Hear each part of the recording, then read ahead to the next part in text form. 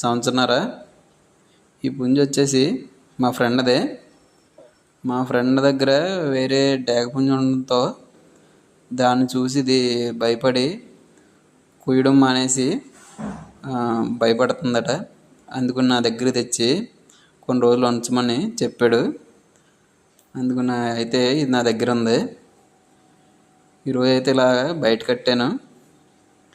బాగానే తిరుగుతుంది, కోస్తుంది. ఒక్కో పుంజుని చూసి బెదిరిపోద్ది కదండి, అలాగా బెదిరిపోయింది అక్కడ. ఇక్కడైతే బాగానే ఉంది, బాగానే చూస్తుంది, కోస్తుంది కూడా.